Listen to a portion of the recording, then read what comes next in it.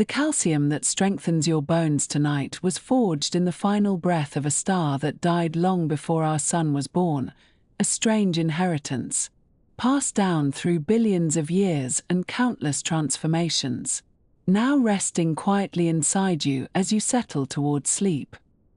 There is something deeply peaceful in knowing that the universe has always been recycling itself, that nothing is ever truly lost, only changed. The iron in your blood, the oxygen filling your lungs, the carbon woven through every cell, all of it once drifted through cold, dark space, waiting to become something new. If these quiet reflections bring some comfort, perhaps leaving a subscribe feels right, so that more slow evenings like this one might find their way to you. For now, the body can soften, the breath can slow, and we can begin here, with the ancient light of dying stars. If you are comfortable, you might allow your hands to rest somewhere they feel natural, perhaps on your chest or by your sides or folded gently across your middle. And as you settle into stillness, you can consider for a moment what an extraordinary and yet entirely ordinary thing a hand is. How unremarkable it seems until you remember that it is made of atoms, and not merely a few atoms but an almost incomprehensible number of them, arranged in patterns that have been refined over billions of years. Patterns that allow you to feel the texture of a blanket or hold a cup of tea or turn the page of a book without ever thinking about the underlying architecture that makes such simple actions possible. The average human body contains something in the neighborhood of 7 octillion atoms, which is a number so large that it resists easy comprehension, written as a 7 followed by 27 zeros. And if you were to count these atoms one by one, assigning each atom a single second of your attention, you would need longer than the current age of the universe to finish the task, which is itself a thought that can make one feel quite small and quite vast at the same time. Though for now we will simply let the number rest as a fact, neither alarming nor demanding, just a quiet piece of information about the body that is breathing slowly as you listen. These 7 octillion atoms are not all the same, of course, but belong to a relatively modest assortment of elements, most of which you will recognize from the periodic table that hung on the wall of your science classroom when you were young, a chart of colored squares that perhaps seemed abstract and disconnected from daily life but which is, in truth, a kind of inventory of everything you are made of, everything you have ever touched, everything you will ever become. The most abundant element in your body by mass is oxygen, which accounts for approximately 65% of your weight. And this might seem surprising at first because we tend to think of oxygen as something we breathe rather than something we are. But the explanation is straightforward when you remember that your body is mostly water, and water is itself mostly oxygen by weight. Each molecule consisting of 1 oxygen atom bound to 2 hydrogen atoms, with the oxygen being 16 times heavier than the hydrogens, so that a glass of water is, in a sense, a glass of oxygen with a little hydrogen mixed in, and you carry this water in your blood and your cells and the fluid between your cells, a kind of internal ocean that keeps everything soft and flowing.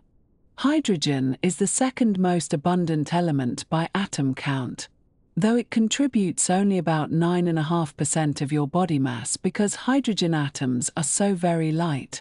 being the simplest atoms in existence, each one consisting of a single proton orbited by a single electron, nothing more. And yet these tiny atoms are everywhere in your tissues, bonded to carbon and oxygen and nitrogen, forming the scaffolding of every molecule that matters. Carbon comes next, making up about 18.5% of your mass. And carbon is the element that organic chemistry concerns itself with, the element that forms the backbone of proteins and fats and carbohydrates and nucleic acids, the element that can bond with itself and with other elements in such a variety of ways that it makes the complexity of life possible. And there is nothing mystical about this. Nothing that requires special explanation. Only the simple fact that carbon atoms happen to have the right number of electrons in their outer shell to form 4 stable bonds, which is enough to create chains and rings and branching structures of almost infinite variety. Nitrogen contributes about 3.2% of your body mass and is found most prominently in the amino acids that link together to form proteins, and in the nucleotide bases that spell out the genetic code in your DNA. And though nitrogen is plentiful in the atmosphere, making up about 78% of the air you breathe, your body cannot use atmospheric nitrogen directly and must instead obtain it from food, from the proteins of plants and animals that have already done the work of incorporating nitrogen into biological molecules. These 4 elements, oxygen and carbon and hydrogen and nitrogen, account for roughly 96% of everything you are, which leaves only 4% for all the other elements your body requires. The calcium that hardens your bones and teeth, the phosphorus that links the nucleotides of your DNA into long chains and stores energy in the molecule called ATP, the potassium and sodium that carry electrical signals along your nerves, the sulfur that gives certain amino acids their distinctive properties, the chlorine and magnesium and trace amounts of iron and zinc and copper and iodine and selenium, each playing its quiet role in the chemistry that keeps you alive. The idea that matter can be divided into fundamental substances, elements that cannot be broken down into anything simpler by ordinary chemical means, is a relatively recent development in human thought, though the intuition behind it is ancient, and the person most responsible for establishing this idea in its modern form was Antoine Lavoisier, a French chemist who published his Traité élémentaire de chimie in 1789, just months before the revolution that would eventually claim his life. And in this treatise Lavoisier defined an element as a substance that cannot be decomposed by any known method of chemical analysis, and he compiled a list of 33 such substances, some of which we still recognize as elements today, like oxygen and hydrogen and sulfur and phosphorus, and some of which turned out to be compounds or errors, which is the nature of science, that it corrects itself over time, refining its categories as new evidence accumulates. Lavoisier's work laid the foundation for the periodic table, though the table itself would not take shape for another 80 years. And one of the intriguing questions that arose in the decades following Lavoisier was whether the elements were truly fundamental or whether they might themselves be composed of something even simpler. And in 1815, a British physician named William Prout proposed a bold hypothesis, that all elements were in fact made of hydrogen, that the atomic weights of elements were whole number multiples of hydrogen's weight because hydrogen was the primordial substance from which all other atoms were built. And this idea was elegant and appealing and turned out to be both right and wrong. Right in the sense that hydrogen is indeed the raw material from which heavier elements are forged, as we shall explore gently in later sections, and wrong in the sense that atomic weights are not quite whole numbers, due to subtleties involving isotopes and binding energy that Prout could not have known about. The standardization of atomic weights was a matter of some confusion and controversy in the early 19th century, because different chemists used different reference points and different assumptions about how atoms combine to form molecules, and this confusion was addressed, at least partially, at a gathering known as the Karlsruhe Congress, held in the German city of Karlsruhe in September of 1860, where 140 chemists from across Europe assembled to discuss matters of nomenclature and notation. And though the Congress did not resolve every disagreement,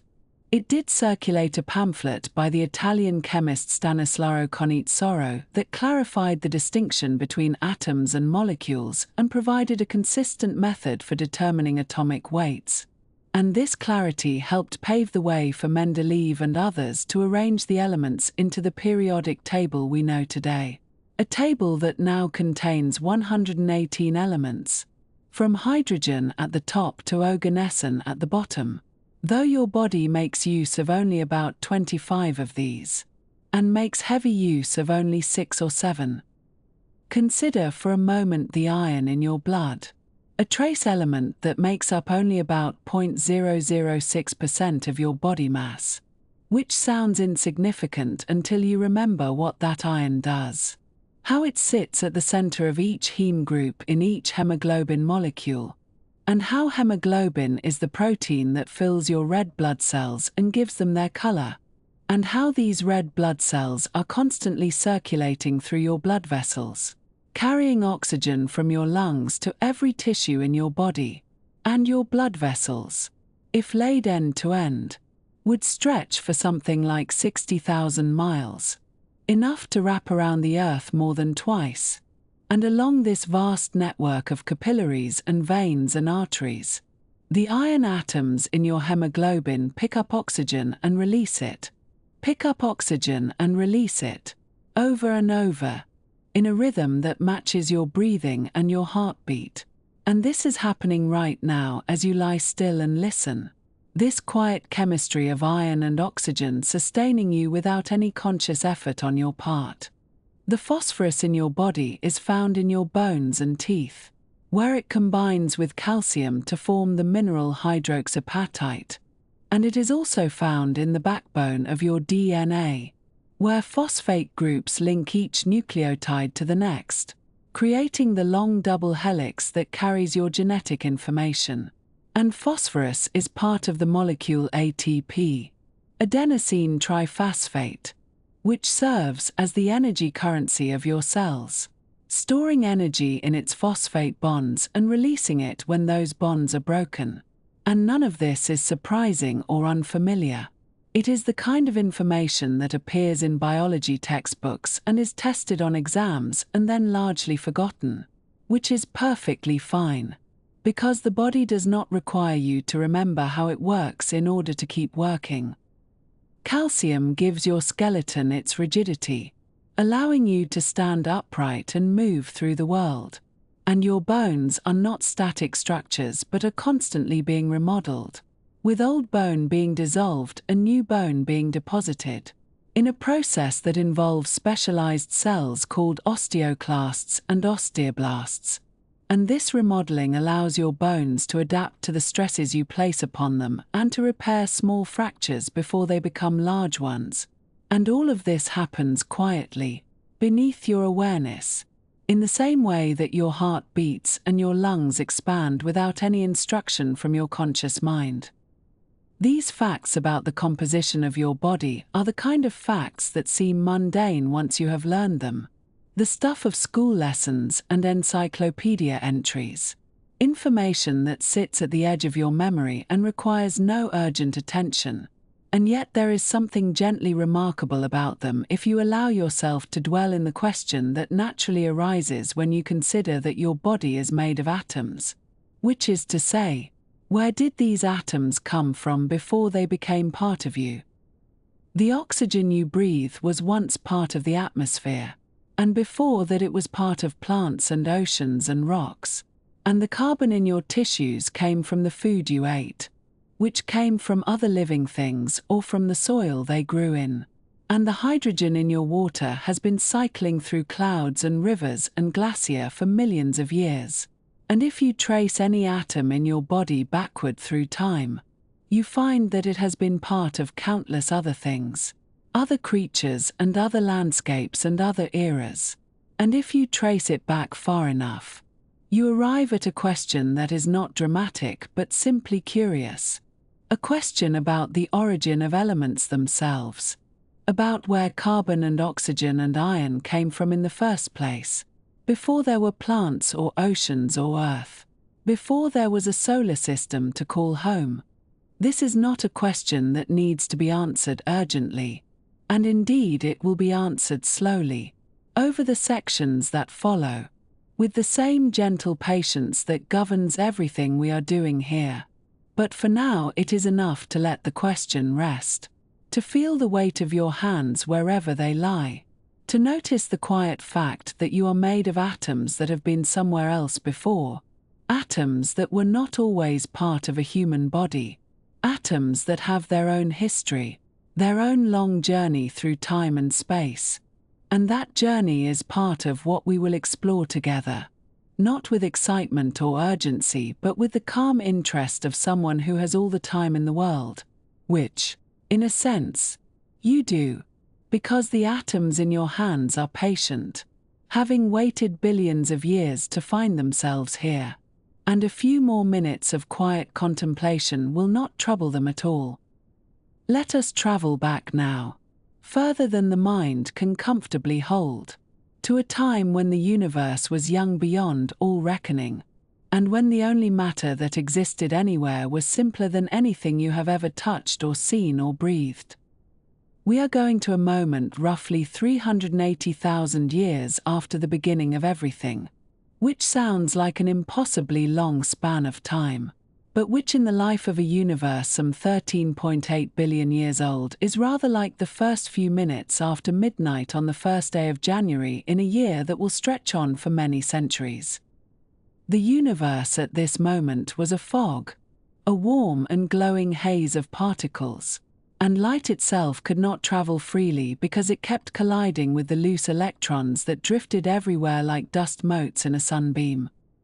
And then, slowly, as the universe expanded and cooled, something gentle and profound happened, something we might call the clearing of the cosmic mist, when at last the temperature dropped enough for electrons to settle into orbit around atomic nuclei, and light was finally free to travel unimpeded across the vastness of space.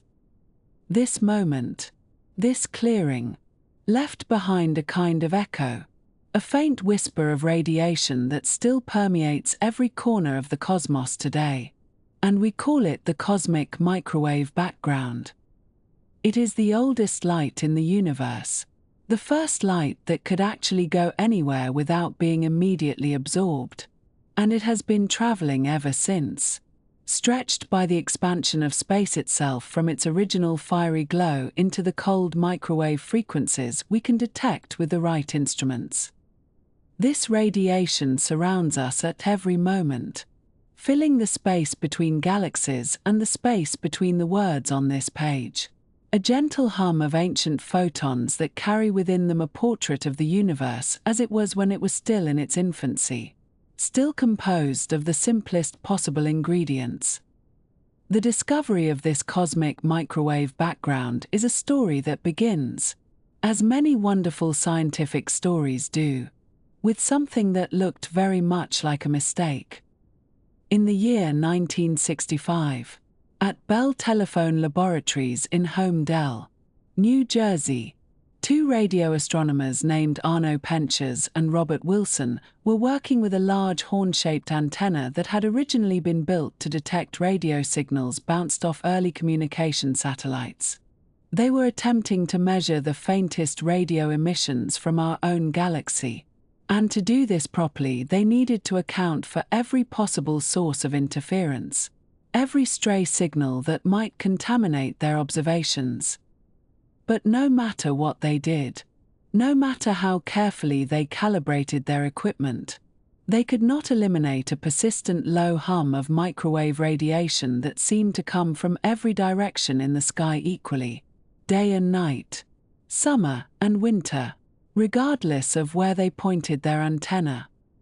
At first they suspected the antenna itself, and they climbed up into the large horn to investigate, where they discovered that a pair of pigeons had taken up residence and left behind a considerable quantity of what Pentjes later politely called a white dielectric material coating the interior surface. They removed the pigeons. They cleaned away the droppings. They checked every connection and component, and still the mysterious signal persisted. It was uniform and constant, corresponding to a temperature of approximately 3 degrees above absolute zero, the coldest possible temperature, and it simply would not go away. Penches and Wilson did not immediately realize what they had found, but through a series of conversations with other physicists, they came to understand that this annoying background noise was in fact the most significant cosmological discovery in decades, the actual remnant radiation from the hot, dense state of the early universe, the afterglow of creation itself. For this accidental but momentous discovery, they would eventually receive the Nobel Prize in Physics. What Penches and Wilson had detected was the very thing that several theoretical physicists had predicted should exist, based on calculations about what the universe must have been like in its earliest moments. Nearly 2 decades before the discovery in Holmdel, in 1948, a remarkable paper was published that laid out the theoretical framework for what we now call primordial nucleosynthesis, the process by which the first atomic nuclei were forged in the fires of the Big Bang itself. The primary authors of this work were Ralph Alpher, who was then a graduate student, and his doctoral advisor George Gamow, a brilliant and playful physicist who had fled the Soviet Union and brought with him both a formidable scientific mind and an irrepressible sense of humor. When it came time to publish their findings, Gamow could not resist a joke, and he added the name of his colleague Hans Bethe to the author list, even though Bethe had not actually contributed to the work, simply so that the paper would be credited to Alpha, Bethe, and Gamow, a pun on the first 3 letters of the Greek alphabet. The paper became known as the Alpha Beta Gamma paper, and while the joke was groan-worthy even by the standards of physicist humor, the science within it was profound and lasting. What Alpha and Gamow calculated, and what subsequent observations have confirmed with extraordinary precision, is that the nuclear reactions in the first few minutes after the Big Bang could only produce a very limited menu of elements. In those earliest moments, when the universe was a seething plasma far hotter than the core of any star, protons and neutrons collided and fused together, building up atomic nuclei in a frantic race against the cooling expansion of space itself. The window for these reactions was astonishingly brief, lasting only about 20 minutes or so, and during that time the universe managed to convert roughly 25% of its hydrogen into helium, with a tiny smattering of other light nuclei thrown in. There was some deuterium, which is hydrogen with an extra neutron, and some helium-3, and a very small amount of lithium-7, which has 3 protons and 4 neutrons in its nucleus. And that, remarkably, was all. The expansion and cooling happened too quickly for anything heavier to form in any significant quantity.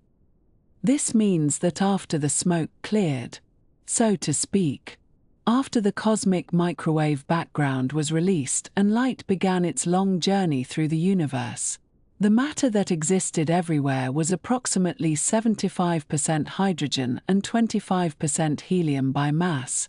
with just the faintest traces of lithium and a few other light isotopes. There was no carbon anywhere, no oxygen, no nitrogen, no silicon, no iron, no gold, no silver. The periodic table that hangs on the walls of chemistry classrooms around the world, with its 100-odd elements arranged in elegant rows and columns, would have been almost entirely empty. Only the first 3 entries would have anything written in them, and even the third, lithium, would have been barely a whisper. The universe was chemically barren, a vast expanse of the 2 simplest atoms, drifting in the expanding darkness. This primordial composition has been confirmed by observations far more precise than anything Penches and Wilson could have achieved with their pigeon-cleaned antenna. In 1989, the Cosmic Background Explorer satellite, known as COBE, was launched into orbit to map the cosmic microwave background with unprecedented accuracy. The instruments on COBE measured the spectrum of this ancient radiation and found that it matched the theoretical prediction of a blackbody at 2.725 degrees above absolute zero with such precision that it remains one of the most perfect agreements between theory and observation in all of physics. The tiny fluctuations in the temperature of this radiation, variations of just a few parts in 100,000, were also detected, and these minute differences would eventually grow into the galaxies and clusters of galaxies we see today, the seeds of all cosmic structure planted in those first moments. Then, in 2001, the Wilkinson Microwave Anisotropy Probe, or WMAP, was launched to study these fluctuations in even greater detail, mapping the cosmic microwave background across the entire sky with such resolution that cosmologists could extract from the data a precise accounting of the composition of the early universe. The results confirmed what Alpha and Gamma had predicted half a century earlier, that the primordial universe contained only the lightest elements, forged in the brief window of cosmic nucleosynthesis before the expansion shut down all nuclear reactions. The heavier elements simply could not have been produced in those conditions, because the universe cooled too quickly, and the densities dropped too fast, for the necessary nuclear pathways to operate. The Big Bang gave us hydrogen and helium and a dusting of lithium, and nothing more. So here we arrive at a gentle but profound puzzle, the kind of mystery that does not demand urgent resolution but rather invites quiet contemplation as you settle deeper into your pillow. If the universe began with only these three light elements, and if the Big Bang itself could produce nothing heavier, then where did everything else come from? Think for a moment about the world around you, the oxygen in the air you breathe, the carbon in every cell of your body, the calcium in your bones, the iron in your blood, the silicon in the sand and glass and computer chips, the nitrogen in the proteins that make up your muscles. None of these elements existed at the beginning. Not one atom of any of them was produced in the primordial fires of creation. They are, every single one, latecomers to the cosmic story, newcomers that appeared somewhere else, sometime later, through processes that the early universe could not provide. And yet they are here now, abundant and essential, woven into the fabric of planets and oceans and living things. The mystery is not dramatic or urgent, but it is real and important,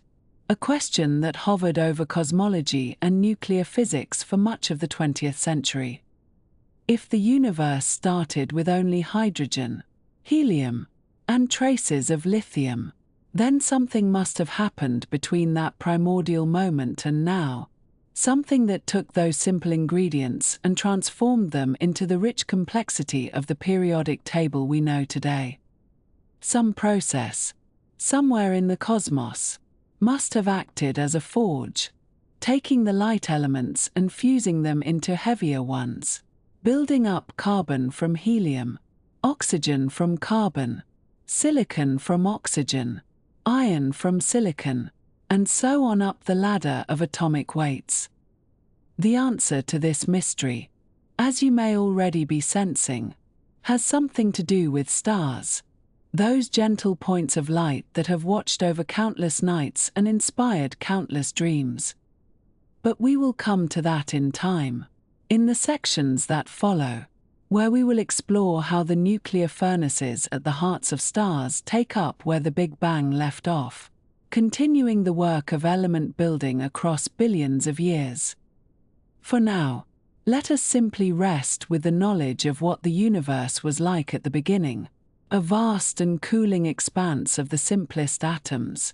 hydrogen and helium drifting through the darkness, waiting for something to happen, waiting for gravity to slowly pull them together into clumps and clouds, waiting for the first stars to ignite and begin the long, slow process of enriching the cosmos with the heavier elements that would one day become part of you. The cosmic microwave background still whispers to us from that ancient time, carrying its message of primordial simplicity across the billions of years, a lullaby from the infancy of creation, reminding us that everything complex was once simple,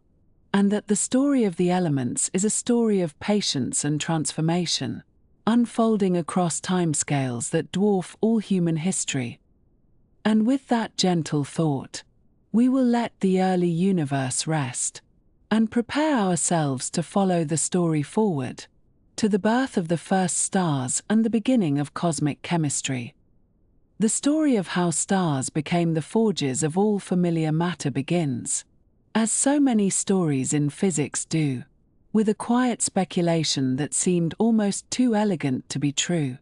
In the year 1920, the English astrophysicist Arthur Stanley Eddington, who had already made his name by confirming Einstein's predictions about the bending of starlight,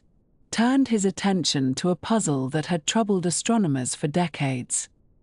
The Sun, by any reasonable calculation of its mass and brightness, should have exhausted any chemical fuel source within a few thousand years, and yet geological evidence suggested that Earth had basked in roughly constant sunlight for hundreds of millions of years, perhaps longer. Something other than ordinary combustion had to be powering the stars, and Eddington, in a paper presented to the British Association for the Advancement of Science, suggested that the answer might lie in the newly discovered physics of the atomic nucleus. He proposed, with characteristic understatement, that the enormous temperatures within stellar cores might allow hydrogen atoms to fuse together, combining to form helium and releasing, in the process, the binding energy that Einstein's famous equation predicted should accompany any difference in mass. It was a gentle hypothesis, offered almost as an aside, and it would take nearly 2 more decades before anyone could explain precisely how such fusion might occur. The mechanism remained elusive because the temperatures at the center of the Sun, though immense by earthly standards, were not quite hot enough for hydrogen nuclei to overcome their mutual electrical repulsion through thermal energy alone. The solution, when it came, relied on the strange probabilistic nature of quantum mechanics, which allows particles to occasionally tunnel through barriers they classically should not be able to cross. In 1939, the German-American physicist Hans Bethe, working at Cornell University, published a comprehensive analysis of the nuclear reactions that could plausibly power main-sequence stars like our Sun. He described 2 principal pathways, each converting hydrogen into helium but through different intermediate steps. The first, called the proton-proton chain, dominates in stars of solar mass or smaller, proceeding through a series of reactions in which protons gradually combine, with some converting to neutrons along the way, until after several steps a stable helium-4 nucleus emerges. The second pathway, known as the carbon-nitrogen-oxygen cycle, or simply the CNO cycle, requires slightly higher temperatures and uses carbon, nitrogen, and oxygen nuclei as catalysts, cycling through various isotopes before returning to its starting point while having fused 4 protons into 1 helium nucleus. Bethe's work was recognized with the Nobel Prize in Physics in 1967, by which time the framework he had established had become the foundation of all modern stellar astrophysics. His calculations showed that stars were indeed the nuclear furnaces Eddington had imagined, burning steadily through their hydrogen fuel over timescales of millions or billions of years, their brightness a direct consequence of the mass difference between 4 hydrogen atoms and 1 helium atom, converted into energy and radiated gently into space. But the stars we see today, including our own Sun, are not the first stars. They are, in a sense, the children and grandchildren of earlier generations, inheriting the products of ancient nuclear fires that burned out long before our solar system began to coalesce. In the immediate aftermath of the Big Bang, approximately 13.8 billion years ago, the universe contained only the simplest elements, predominantly hydrogen and helium in a ratio of roughly 3:1 by mass, with trace amounts of lithium and beryllium, nothing heavier. There was no carbon for organic molecules, no oxygen for water, no iron for planetary cores. These elements did not yet exist because the conditions required to forge them, the extreme temperatures and densities found only in stellar interiors, had no stellar interiors in which to occur. The universe was a vast expanse of cooling gas, gradually becoming transparent as electrons combined with nuclei to form neutral atoms, and it would remain largely dark for 100 million years or more. Then, slowly, almost imperceptibly, gravity began its patient work. Small irregularities in the density of the primordial gas, quantum fluctuations stretched to cosmic scales by the expansion of space, attracted surrounding matter, growing denser and denser over millions of years until, eventually, the first stars ignited. These first-generation stars, known to astronomers as population 3 stars, remain somewhat theoretical, as none have been directly observed, having all burned out billions of years ago. Our understanding of them comes from computer simulations and from the chemical fingerprints they left in subsequent generations of stars.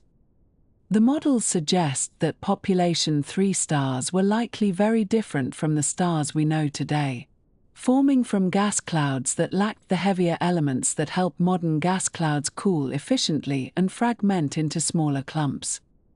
Without these cooling agents, the primordial clouds collapsed into larger masses, producing stars that may have been anywhere from 100 to 1,000 times the mass of our Sun. These were not gentle, long-lived furnaces like the Sun, but rather brilliant, violent, short-lived beacons, burning through their hydrogen fuel in just a few million years before dying in spectacular explosions that seeded the surrounding space with the first heavy elements. Their light, if we could somehow see it across the billions of years that separate us, would have been blue-white and fierce, each star illuminating a pocket of the dark early universe before vanishing in a supernova that outshone billions of ordinary stars. In the year 2018, a team of astronomers announced the discovery of a remarkable object catalogued as J0815+4729, a very old star in the halo of our Milky Way galaxy, approximately 5,000 light-years from Earth. This star is not itself a population 3 star, but its chemical composition tells an extraordinary story. It contains extremely low abundances of heavy elements, far lower than nearly any other known star, but the particular pattern of elements it does contain, the ratios of carbon to iron, of magnesium to calcium, match what theoretical models predict should be produced by a single massive population 3 supernova. This star, in other words, appears to have formed from gas that was enriched by exactly one previous stellar generation, incorporating the debris of a primordial supernova without significant mixing from other sources. It is, in a sense, a direct descendant of one of the first stars, carrying in its atmosphere the chemical signature of that ancient explosion like a family heirloom passed down through cosmic time. Stars like J0815+4729 are exceptionally rare, and finding them requires careful surveys of millions of stellar spectra, but each one provides a window into the earliest epoch of stellar nucleosynthesis, allowing astronomers to test their models of how the first heavy elements came to be. The process by which stars build elements heavier than helium is not a single reaction but a sequence of fusion stages, each igniting when the previous fuel source is exhausted and the core contracts to higher temperatures and densities. After the proton-proton chain or CNO cycle has converted a star's core hydrogen to helium, the core, no longer generating energy through fusion, begins to collapse under its own gravity. For stars massive enough, this collapse raises the temperature to approximately 100 million Kelvin, at which point helium nuclei begin to fuse into heavier elements. The difficulty is that there is no stable nucleus with 5 or 8 nucleons, meaning that simply adding one proton or neutron to helium-4, or fusing 2 helium-4 nuclei together, does not produce a stable product. The solution, which nature discovered and physicists later deduced, is a two-step process called the triple alpha process, in which 3 helium nuclei, known as alpha particles, combine in rapid succession to form carbon-12. The intermediate step involves 2 helium nuclei briefly forming beryllium-8, which is unstable and normally decays in about 1/10,000th of a trillionth of a second. During this fleeting moment, a third helium nucleus must collide with the beryllium-8 and stick, forming carbon-12. The probability of this happening seems vanishingly small, and early calculations suggested it should be far too rare to account for the abundance of carbon we observe in the universe. This puzzle attracted the attention of the English astronomer Fred Hoyle, who in 1954 approached the problem from an unusual direction. Rather than calculating forward from known nuclear physics to see what abundances should result, Hoyle reasoned backward from the observation that carbon clearly exists in substantial quantities, that we ourselves are made largely of carbon, and therefore the triple alpha process must somehow work efficiently. He predicted that carbon-12 must possess a resonance state, an excited energy level, at almost exactly the combined energy of a beryllium-8 nucleus and a helium-4 nucleus. This resonance would act like a carefully tuned doorway, dramatically increasing the probability that the three-body collision would result in a stable carbon-12 nucleus rather than simply bouncing apart. Hoyle calculated that this resonance state should lie at approximately 7.65 million electron volts above the ground state of carbon-12, and he brought this prediction to William Fowler's nuclear physics group at the Kellogg Radiation Laboratory at the California Institute of Technology. Fowler, initially skeptical that an astronomer could predict undiscovered nuclear physics, nevertheless agreed to search for the resonance, and within a few months his team confirmed its existence at almost exactly the energy Hoyle had specified. This discovery, made possible by the conjunction of astronomical reasoning and experimental nuclear physics, was one of the great triumphs of 20th-century astrophysics, and Fowler shared the 1983 Nobel Prize in Physics for his contributions to our understanding of stellar nucleosynthesis, though Hoyle, controversially, was not included.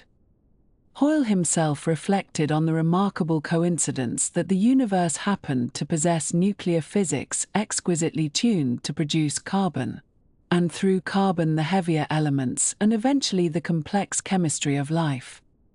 He remarked that a common-sense interpretation of the facts suggested that a superintellect had monkeyed with physics, as well as chemistry and biology, and that there were no blind forces worth speaking about in nature.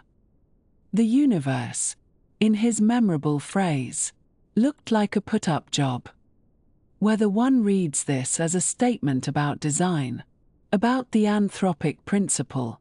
or simply about the remarkable interconnectedness of physical law,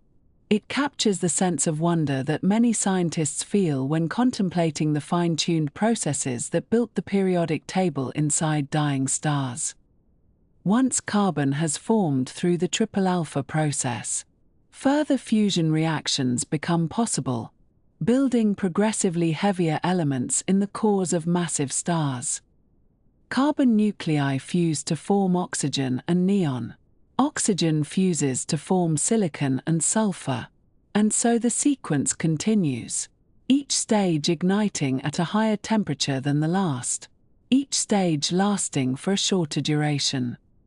A massive star in its final stages develops an onion-like structure, with concentric shells of different compositions, each shell undergoing its own fusion reactions while supported by the pressure from reactions in the shell below. At the very center, in the final stage of this process, silicon burning converts silicon nuclei into iron group elements, predominantly iron 56 and its neighbors. This final burning stage is remarkable for its brevity. While a massive star may spend 10 million years fusing hydrogen in its core, and hundreds of thousands of years fusing helium, the silicon burning phase lasts only about 1 day.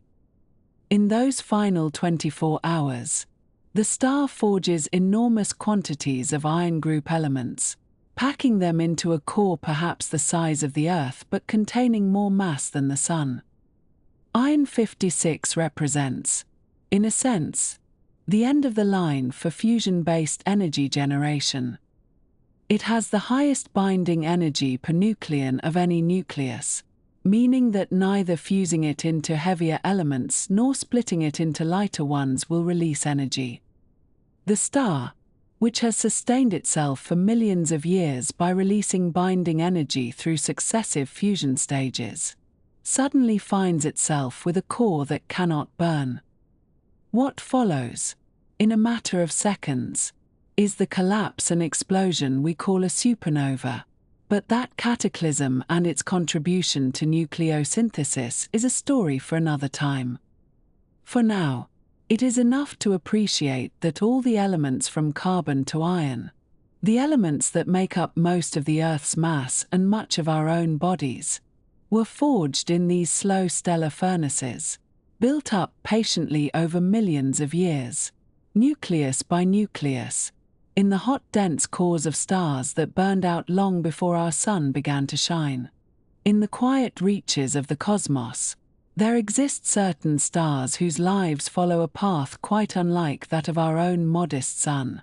And these are the massive stars, the ones born with 8 or more times the mass of our nearest stellar companion. And their existence, though brief by astronomical standards, culminates in one of the most profound transformations that matter can undergo, a final chapter that we might gently describe as a kind of heartbeat, the last pulse of a great and ancient engine that has burned for millions of years before reaching its inevitable conclusion. To understand what happens in these final moments, we must first consider how such a star has arranged itself over the long course of its life. And the arrangement is really quite orderly, almost like the layers of an onion. If you can imagine an onion the size of a small solar system, where each layer represents a different chapter in the star's ongoing effort to hold itself up against the relentless inward pull of its own gravity. And in the outermost regions you would find hydrogen, the simplest element, still fusing gently into helium just as it has done for most of the star's existence, and beneath that a shell of helium converting into carbon, and deeper still carbon becoming neon, and neon becoming oxygen, and oxygen becoming silicon, each layer burning at progressively higher temperatures, each representing an earlier fuel that the core has already exhausted.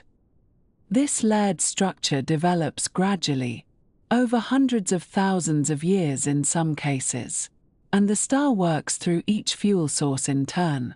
always seeking new ways to generate the pressure needed to counteract the crushing weight of its outer layers. And with each transition the core contracts a little more, heats up a little more, and finds the next fuel waiting to be consumed. And this process might seem as though it could continue indefinitely, layer after layer, element after element.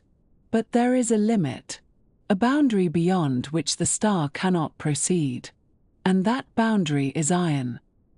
At the very center of this great stellar onion, after all the successive stages of fusion have run their course, there forms a core of iron, element 26 on the periodic table. And iron represents something rather special in the landscape of nuclear physics, for it sits at the very peak of what we call the binding energy curve, which is simply a way of describing how tightly the protons and neutrons in an atomic nucleus are held together. And for all the elements lighter than iron, fusion releases energy, liberating the heat and pressure that stars need to survive. But for iron and all the elements heavier than it, the situation reverses completely, and any attempt to fuse iron into something heavier would actually absorb energy rather than releasing it, drawing heat away from the core rather than adding to it. This peculiarity of iron was understood theoretically long before anyone directly observed its consequences in a dying star. And the binding energy curve itself emerged from careful measurements and calculations performed throughout the early 20th century, as physicists slowly came to understand how atomic nuclei behave and why some configurations are more stable than others. And iron, with its 26 protons and typically 30 neutrons, happens to occupy the most stable configuration possible, the lowest energy state that nuclear matter can achieve through the ordinary processes of stellar fusion. And so when the core of a massive star finally becomes predominantly iron, it has reached a kind of dead end, a cul-de-sac from which there is no ordinary escape, for the star can no longer generate energy by fusing this material into anything heavier. And yet the relentless pressure of gravity has not diminished in the slightest. And the core continues to contract, and the temperature continues to rise, and something must eventually give way. Before we consider what happens next, it is worth pausing to reflect on a calculation performed many decades ago by a young man traveling by sea from India to England, a journey that would take several weeks and provide ample time for contemplation. And this young man was Subrahmanyam Chandrasekhar, who in 1930 was just 19 years old and had recently completed his undergraduate studies in physics at Presidency College in Madras. And he was on his way to Cambridge to pursue graduate work. And during those long days at sea, he occupied himself with calculations concerning the fate of stars. Chandrasekhar was interested in a particular question, namely what happens to a star when it has exhausted all its fuel and can no longer generate the pressure needed to hold itself up. And the prevailing understanding at the time suggested that such stars would simply contract and cool, becoming dense compact objects known as white dwarfs, supported against further collapse by a quantum mechanical effect called electron degeneracy pressure, which arises from the Pauli exclusion principle and prevents electrons from being squeezed too closely together. But Chandrasekhar, working through the mathematics aboard that ship crossing the Indian Ocean and the Arabian Sea and eventually the Mediterranean, discovered something troubling, which was that this electron degeneracy pressure has a limit, and for stars above a certain mass, roughly 1.4 times the mass of our Sun, the pressure provided by electrons alone cannot withstand the inward pull of gravity, and such stars must therefore collapse to something even denser, something beyond a white dwarf. This limiting mass, now known as the Chandrasekhar limit, was initially met with skepticism by some established astronomers, most notably Arthur Eddington, who found the implications philosophically distressing. But the mathematics was sound, and over the subsequent decades it became clear that Chandrasekhar had identified something fundamental about the ultimate fate of stellar matter, and in 1983 he was awarded the Nobel Prize in Physics for this and other contributions to our understanding of stellar structure and evolution. The relevance of Chandrasekhar's limit to our dying massive star is this: as the iron core grows, fed by the silicon shell burning above it, it eventually approaches and then exceeds this critical mass of 1.4 solar masses. And when it does, the electron degeneracy pressure that has been supporting it against further collapse is no longer sufficient, and the core, which has been building up over thousands of years of steady nuclear burning, suddenly finds itself without adequate support. What happens next occurs with almost incomprehensible speed. For the core, which moments before was a sphere roughly the size of the Earth, perhaps 8,000 kilometers across, begins to collapse,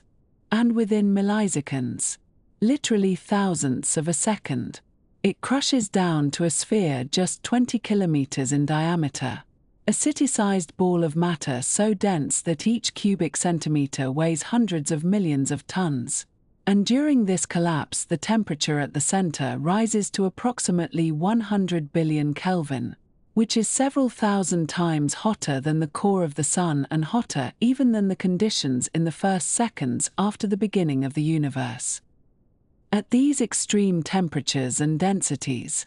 the iron nuclei that have accumulated over so many years are torn apart into their constituent protons and neutrons, and the protons are forced to combine with electrons, converting into neutrons and releasing ghostly particles called neutrinos.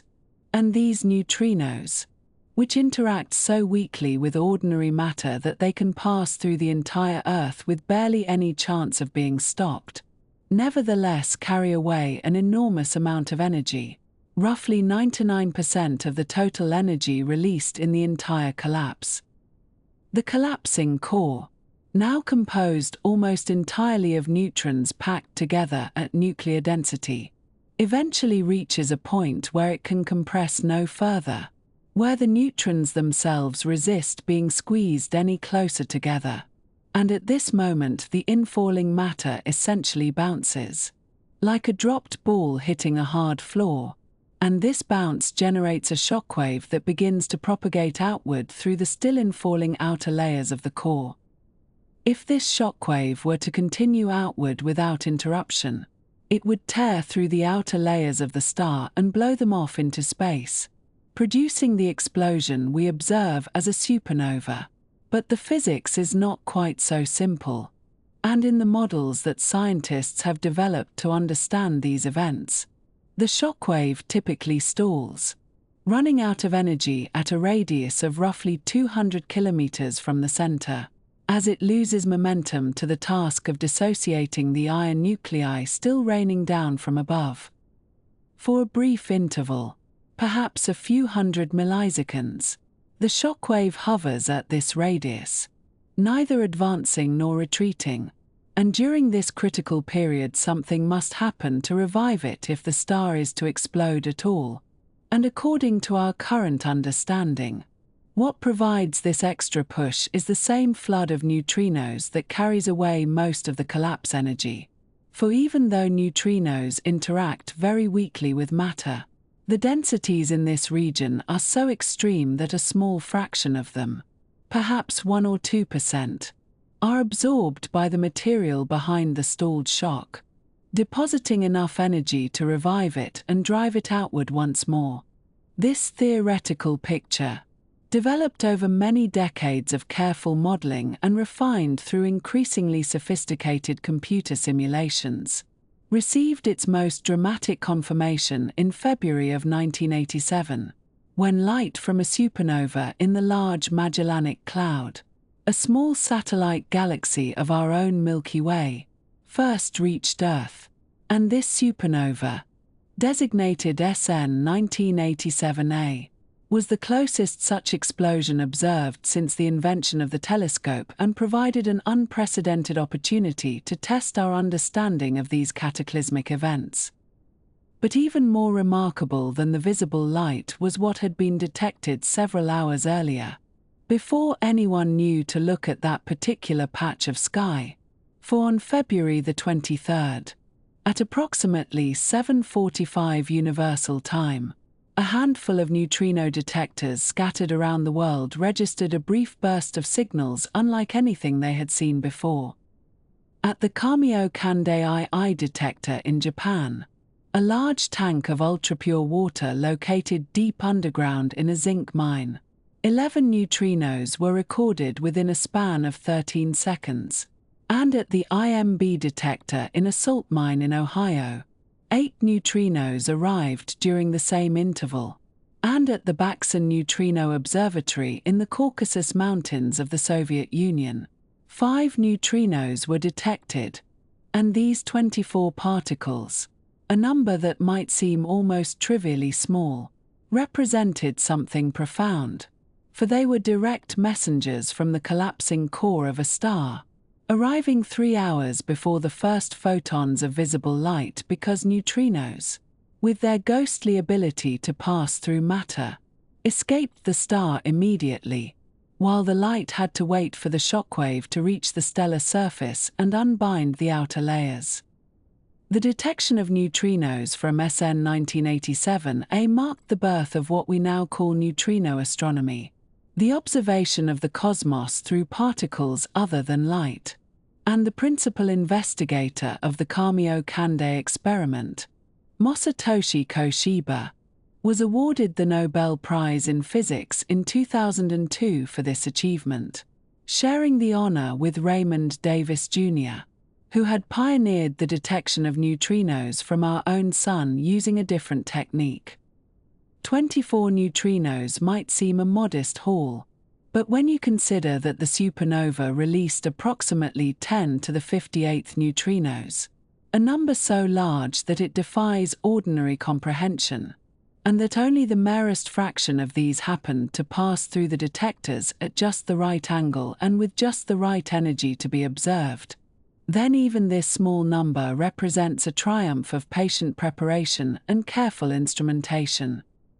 The agreement between the observed neutrino signal and the predictions of theoretical models was really quite satisfying, for the energy and timing of the detected particles matched what had been expected from a collapsing stellar core, lending confidence to our understanding of these violent processes. And in the decades since SN 1987A, theorists have continued to refine their models while experimentalists have built ever more sensitive detectors, preparing for the next nearby supernova that will surely occur one day, perhaps tomorrow, perhaps not for another century, but eventually, inevitably, as certainly as the turning of the stars.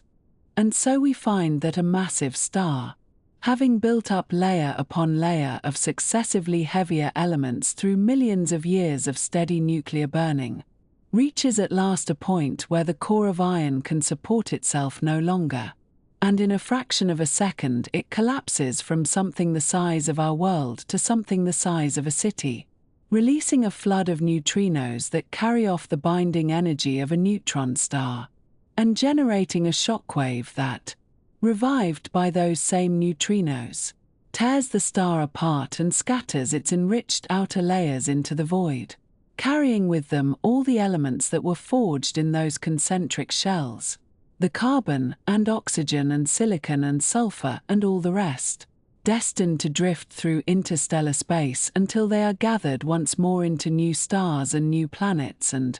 in at least one case we know of, new forms of life. And so we come now to a kind of alchemy that the ancients never could have imagined, a process so swift and so extreme that it manufactures gold and platinum and uranium in the span of a single breath. If one could breathe in such conditions, which of course one could not, for the environments we shall discuss are rather beyond the tolerances of ordinary matter as we know it. To understand how the heaviest elements come into being,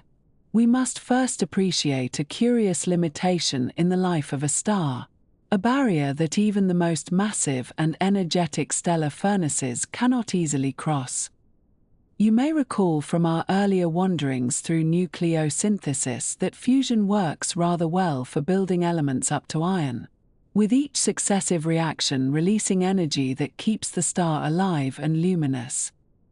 But iron sits at a peculiar crossroads in the landscape of nuclear binding energy, a valley floor of sorts, and fusing iron into heavier elements does not release energy at all, but rather requires energy to be added, which is rather the opposite of what a star needs to sustain itself. This means that the ordinary stellar processes we have discussed, those patient millions and billions of years of nuclear cooking, can only take us so far along the periodic table. Iron, cobalt, nickel, and their neighbors emerge from the cores of massive stars readily enough. But the heavier elements, the ones we find so useful and so beautiful, the gold in wedding rings and the platinum in catalytic converters and the uranium that powers some of our cities, these require something altogether more dramatic, a process so violent and so neutron-rich that it defies the sedate nuclear reactions of ordinary stellar interiors.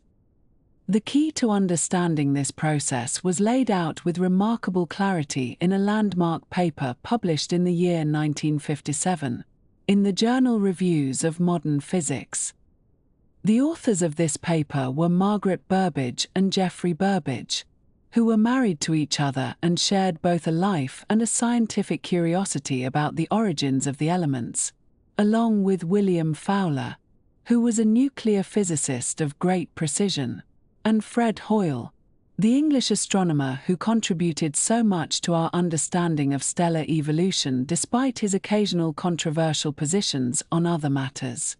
Their paper was titled, in the understated fashion of scientific literature, Synthesis of the Elements in Stars, though it has come to be known affectionately as B2FH, taking the first letters of each author's surname, and it remains one of the most cited and influential papers in all of astrophysics. What Burbidge, Fowler, and Hoyle explained, among many other things, was a process they called rapid neutron capture, which has since become known more simply as the R process, where the R stands for rapid and distinguishes it from the slower S process that occurs in the outer layers of aging giant stars over thousands of years. The R process, by contrast, happens with almost incomprehensible speed, in environments where neutrons are so abundant that atomic nuclei can capture hundreds of them before they have any chance to decay. To picture this, imagine a seed nucleus, perhaps iron or something nearby in the periodic table, suddenly finding itself immersed in a sea of free neutrons so dense that they constitute a kind of nuclear fog. In the space of perhaps 1 to 2 seconds, no longer than it takes to read this sentence aloud, that seed nucleus captures neutron after neutron after neutron, swelling into increasingly exotic and unstable configurations that would never exist under ordinary circumstances. These swollen nuclei are tremendously neutron-rich, sitting far from the valley of stability that characterizes ordinary matter, and they teeter on the edge of falling apart entirely. But the R process moves faster than decay can catch up.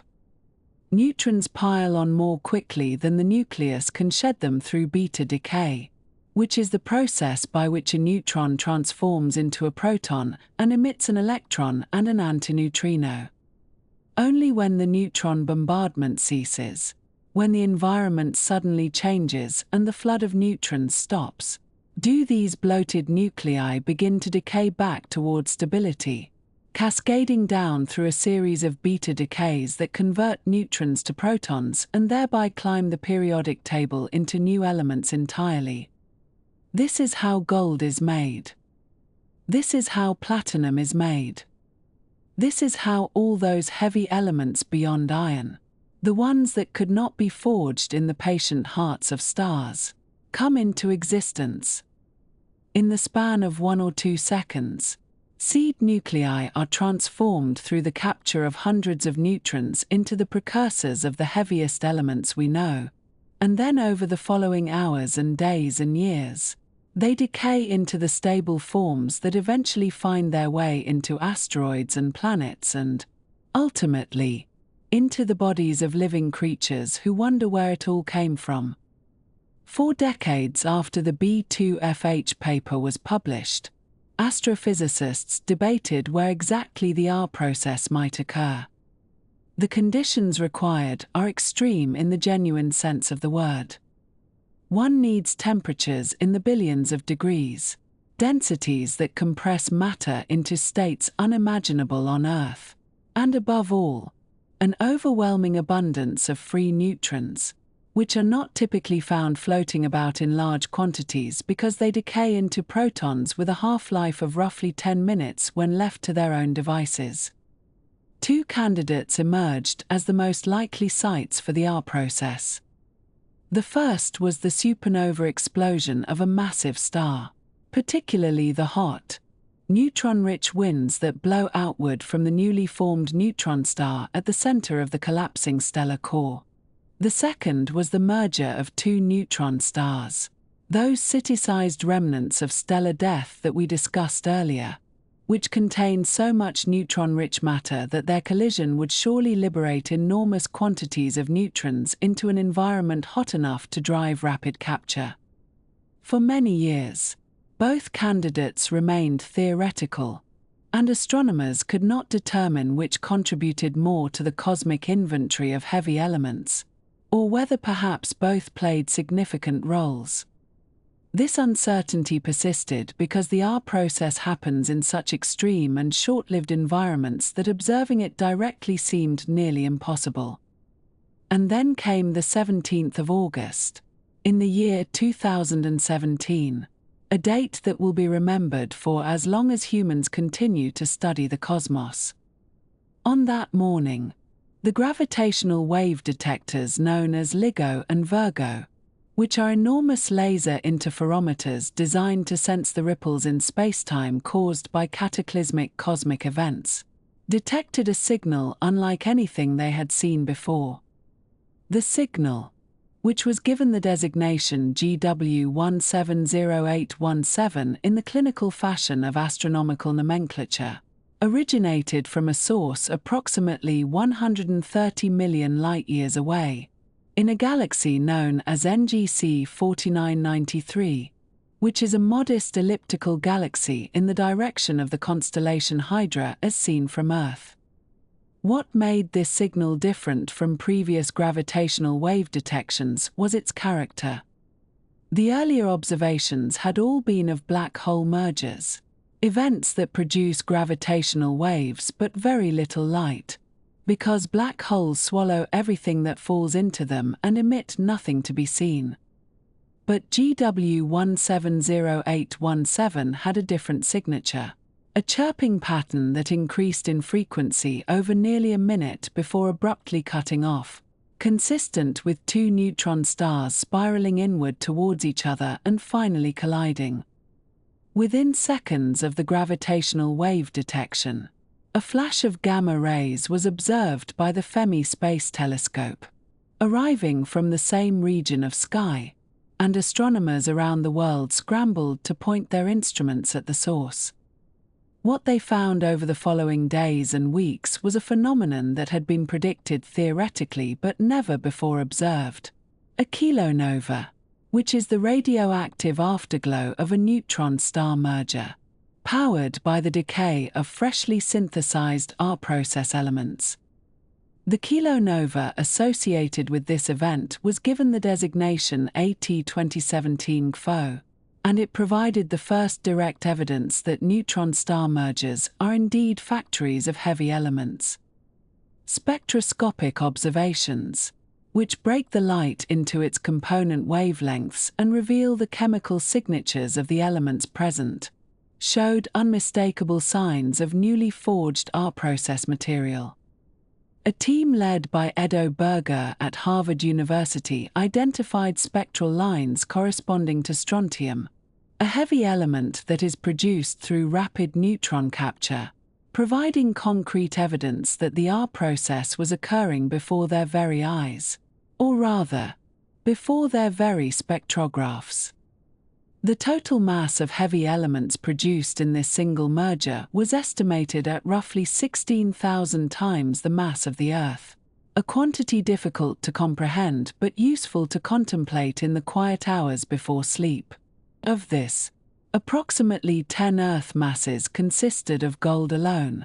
forged in the collision of two stellar corpses and flung out into the surrounding space to eventually mix with the interstellar medium and seed future generations of stars and planets. 10 Earth masses of gold, produced in a few seconds, 130 million years ago,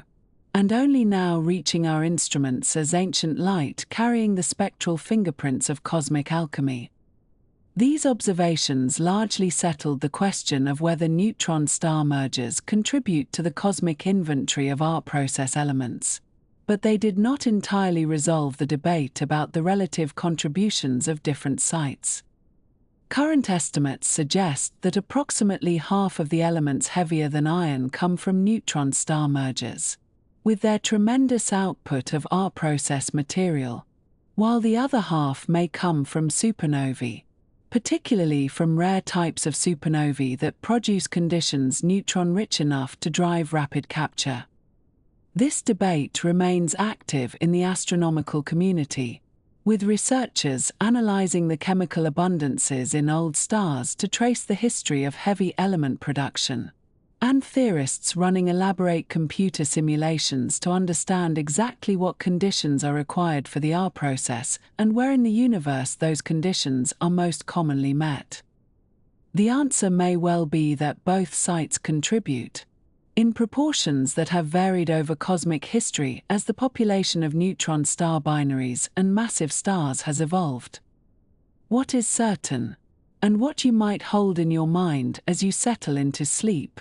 is that the gold atoms in any ring or necklace you might own were forged in conditions of almost unimaginable violence, in the collisions of neutron stars or the deaths of massive suns, through a process that takes no more than a breath to complete but requires the accumulated nuclear physics of the entire cosmos to make possible.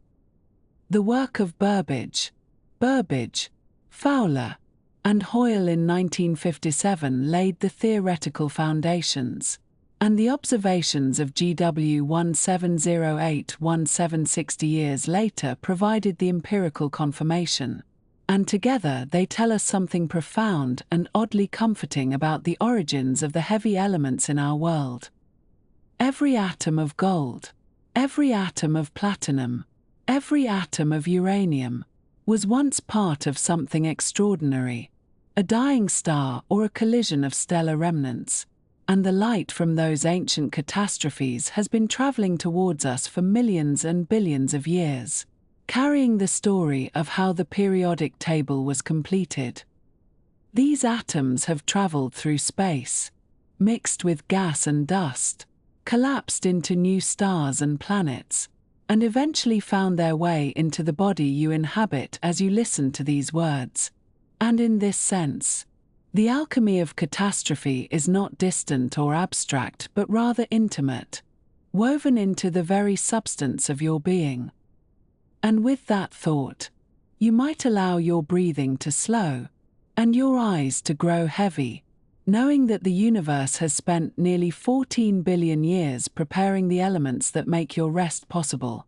and there is nothing more you need to do tonight but let them carry you gently into sleep. When a massive star reaches the end of its long and patient existence, when the final collapse has occurred and the tremendous explosion has sent its contents rushing outward into the surrounding darkness, what remains is not simply an absence or an emptiness, but rather something quite remarkable in its own quiet way. The remnant of a supernova, that expanding shell of gas and dust and heavy elements, becomes over the course of many thousands of years a kind of cosmic nursery, a place where the raw materials for future stars and planets and perhaps even living things are gathered and concentrated and prepared for their next long journey through the universe. These remnants drift outward from the site of the explosion at speeds that are, by any earthly measure, almost impossible to comprehend, yet they do so with a strange and deliberate patience, taking centuries and millennia to spread across the vast distances between stars. The shock waves that precede this expanding material travel at velocities ranging from 10,000 to 30,000 kilometers per second, which means that in the time it takes you to draw a single slow breath, the leading edge of such a wave might cross a distance greater than the diameter of our entire planet several times over. And yet, when measured against the immense scales of interstellar space, even these tremendous speeds seem unhurried, almost leisurely, as the material gradually disperses and mingles with the thin gas and dust that already exists between the stars. One of the most famous and most carefully studied of all supernova remnants is the one we call the Crab Nebula, which lies approximately 6,500 light-years from Earth in the direction of the constellation Taurus. The explosion that created this beautiful cloud of glowing gas was observed and recorded by astronomers in China on the 4th of July in the year 1054, when court astronomers noted the sudden appearance of what they called a guest star, a point of light so bright that it could be seen during daylight hours for a period of 23 days and remained visible in the night sky for nearly 2 years thereafter. These careful Chinese records, preserved across nearly 1,000 years of history, allow modern astronomers to know with considerable precision exactly when this particular star met its end, which in turn allows them to study how supernova remnants evolve and change over the course of many centuries. There is also intriguing evidence that this same explosion may have been observed and recorded by the ancestral Puebloan people who lived at that time in what is now Chaco Canyon in the American Southwest, where a pictograph depicting a crescent moon alongside a bright star has been found in a location that would have provided a clear view of the pre-dawn sky during that summer of 1054. Whether this image truly represents the supernova or some other celestial event remains a matter of scholarly discussion, but it is a gentle reminder that people in many different places around the world, with many different ways of understanding the sky, were watching and wondering about the same distant light. Today the Crab Nebula spans roughly 11 light-years across and continues to expand at a rate of approximately 1,500 kilometers per second, which means it grows measurably larger even within a human lifetime if one has instruments precise enough to detect the change. At its center lies a pulsar, the rapidly spinning neutron star that is all that remains of the original stellar core, rotating approximately 30 times per second and sending out beams of radiation that sweep across space like the beam of a very distant and very patient lighthouse.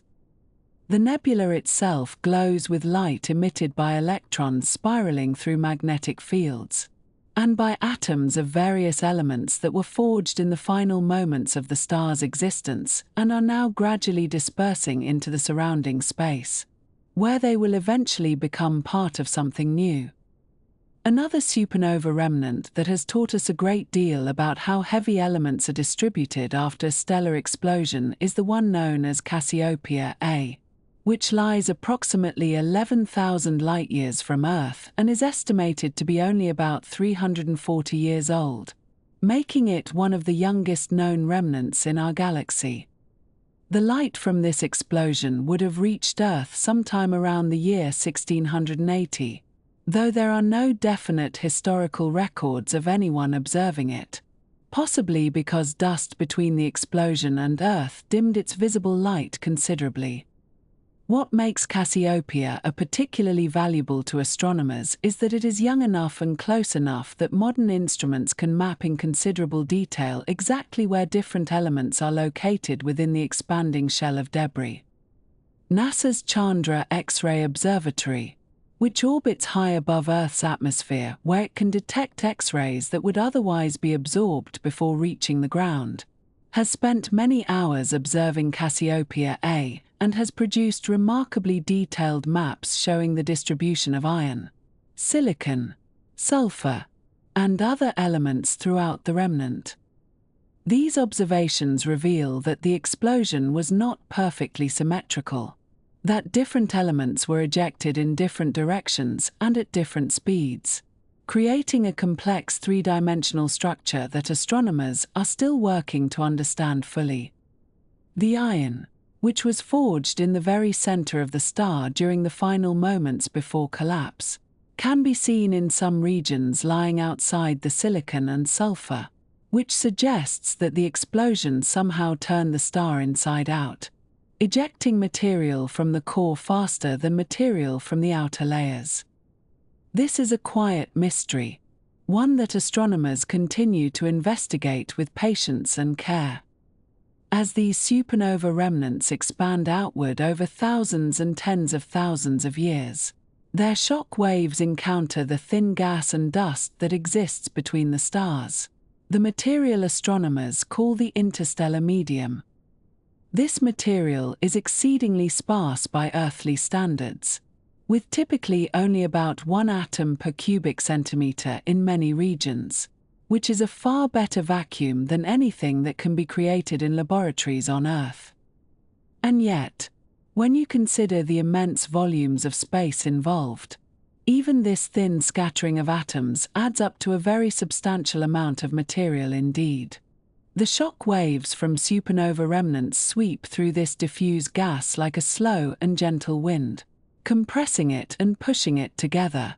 creating regions of higher density where the material can begin to collect and concentrate.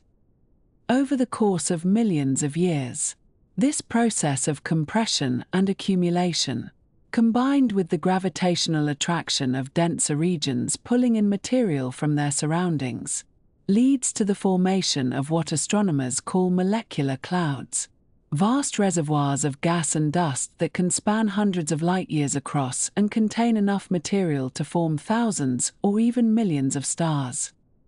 These clouds are called molecular because the conditions within them, cold and dense and shielded from the harsh radiation of nearby stars, allow atoms to bond together into molecules, including molecular hydrogen, carbon monoxide, and many more complex compounds, including some of the basic building blocks of organic chemistry. One of the most famous and most beautiful of these molecular clouds is the Orion Nebula, which lies approximately 1,344 light-years from Earth and can be seen on clear winter nights as a faint fuzzy patch in the sword of the constellation Orion. This cloud contains enough material to form many thousands of new stars. And indeed astronomers have observed that star formation is actively occurring within it, with young stars in various stages of development embedded throughout the glowing gas. The material in the Orion Nebula has been enriched by many generations of stellar nucleosynthesis, by the steady accumulation of heavy elements ejected by stars that lived and died long before our own solar system came into existence.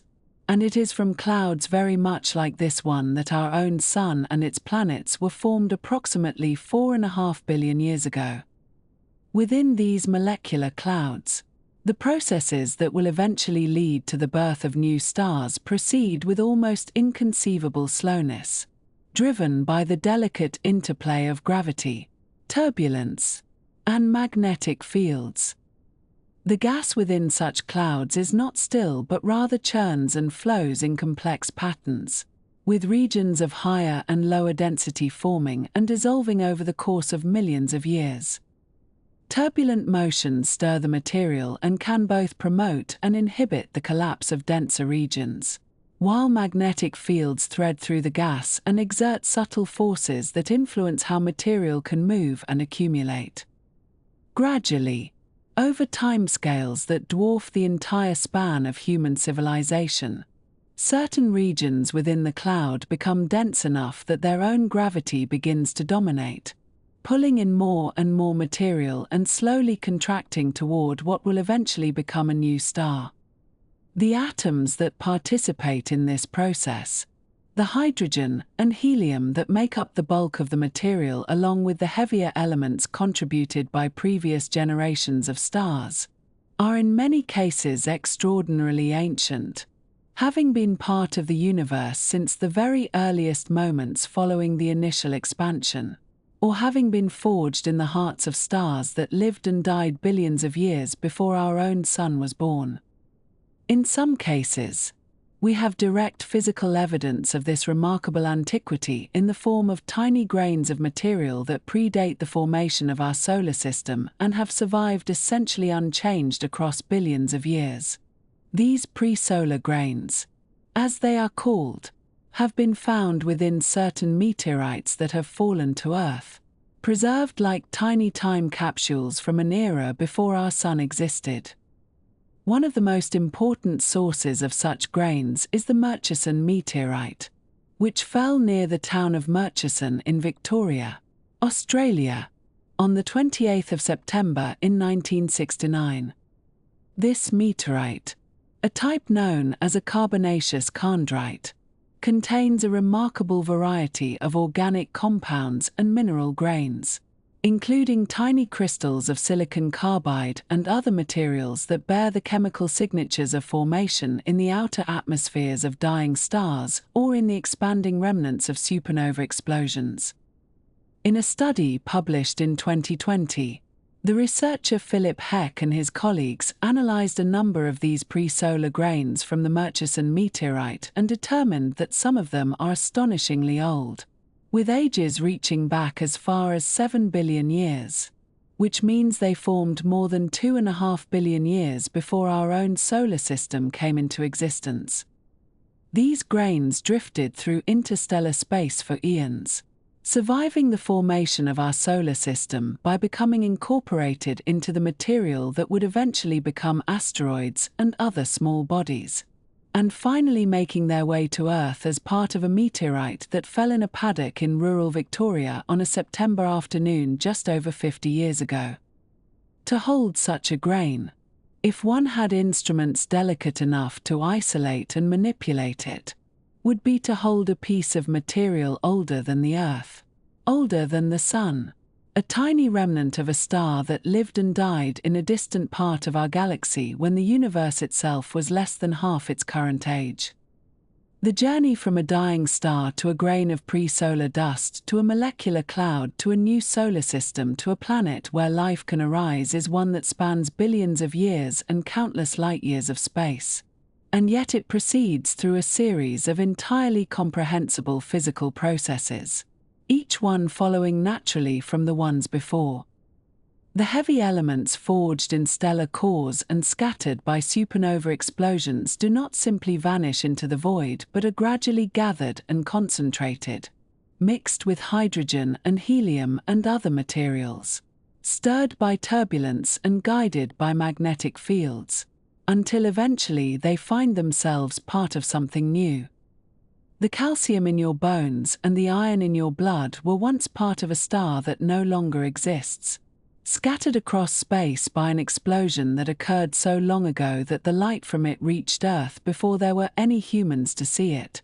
or perhaps before there was even an Earth to receive it. This is the gentle scattering, the patient dispersal and gradual recollection of the elements that make up everything we know, proceeding across timescales so vast that human history occupies only the very thinnest sliver at the end.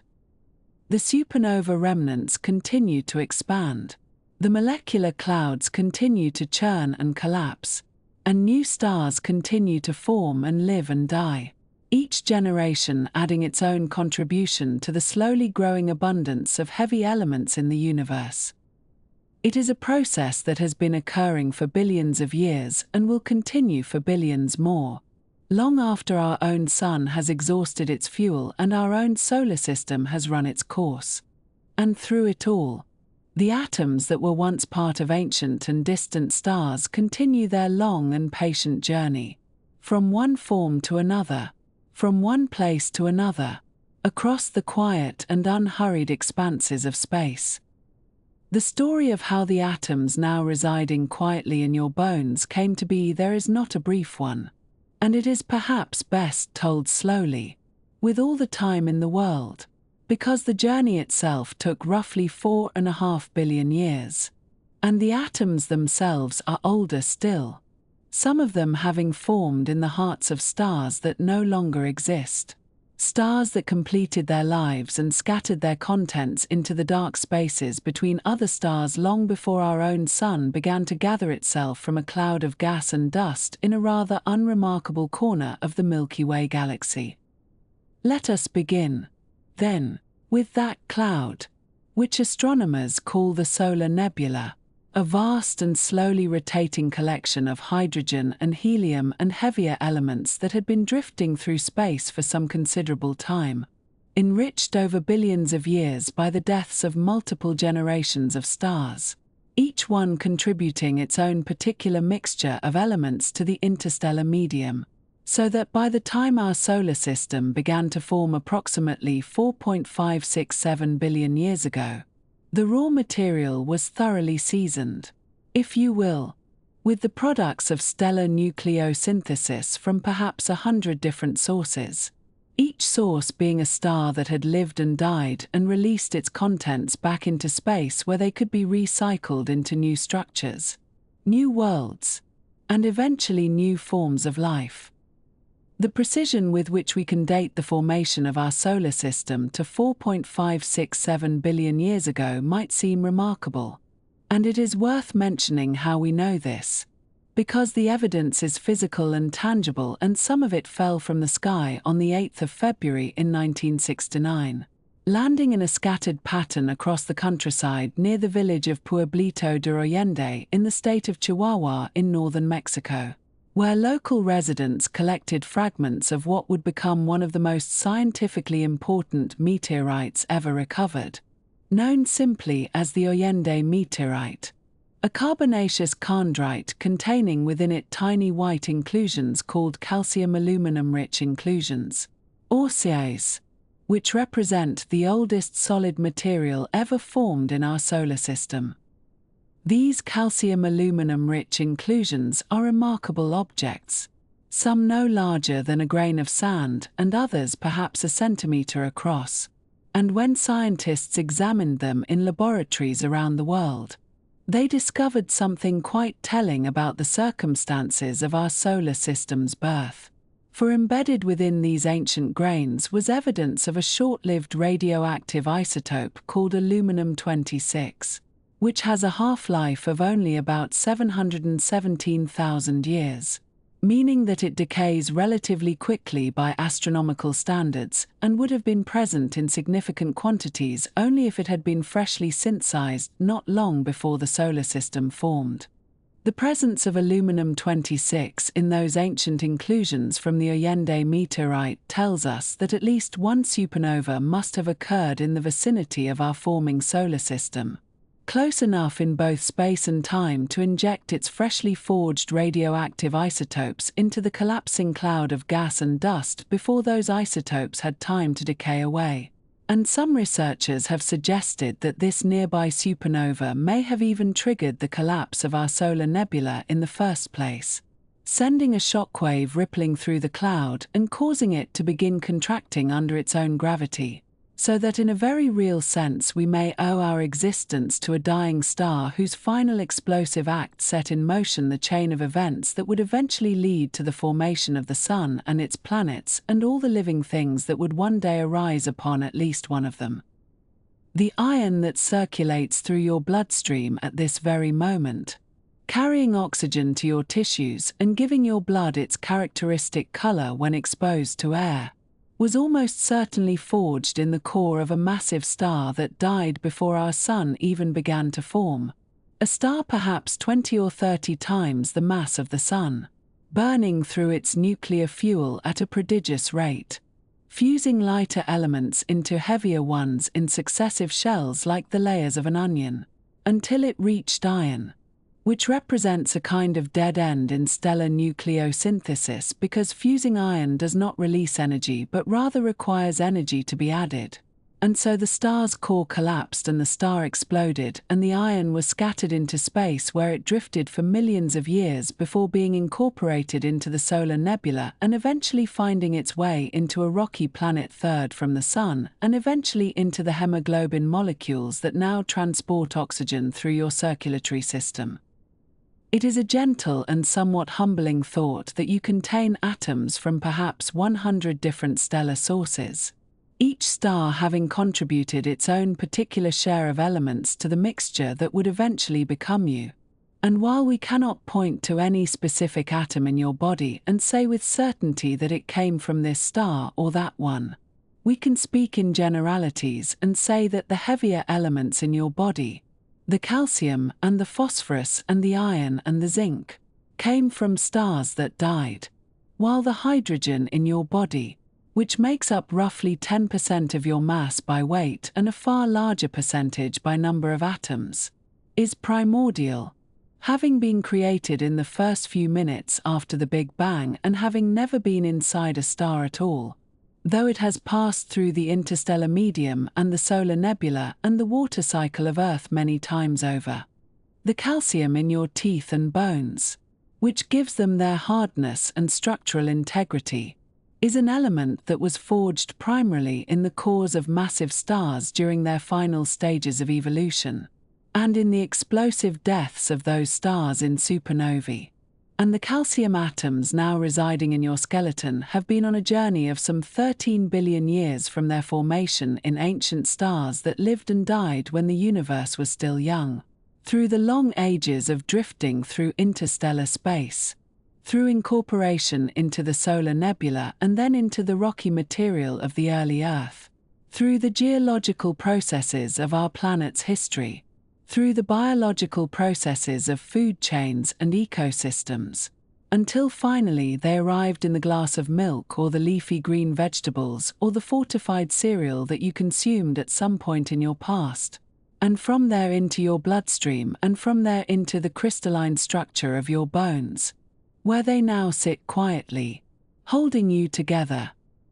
The oxygen that you are breathing at this very moment, which makes up about 65% of your body mass because it is a major component of water and of many organic molecules, was once inside a red giant star, a star that had exhausted the hydrogen in its core and swelled to enormous size, its outer layers becoming so distended and so loosely bound by gravity that stellar winds carried material away from its surface at speeds of approximately 15 kilometers per second, injecting oxygen and carbon and other elements into the interstellar medium where they would mix with material from other stars and eventually contribute to the formation of new solar systems, including our own.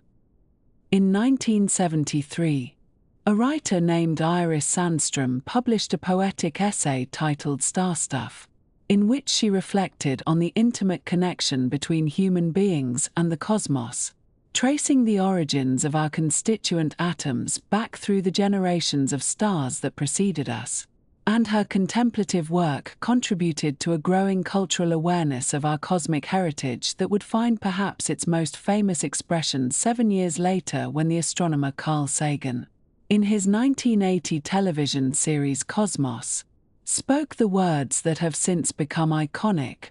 saying that we are made of star stuff, a simple phrase that encapsulates a profound scientific truth, that the elements which make up our bodies were forged in the nuclear furnaces of stars and scattered into space by stellar winds and supernova explosions, and that we are, in a very literal and not merely poetic sense, the universe become aware of itself.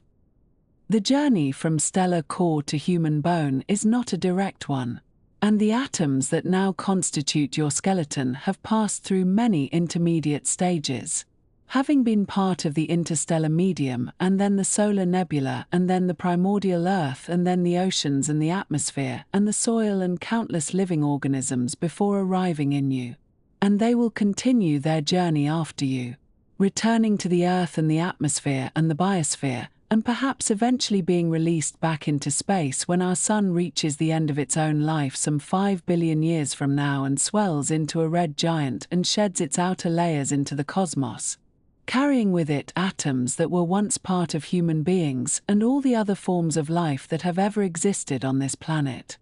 The accretion of the Earth itself was a gradual process, taking perhaps 100 million years,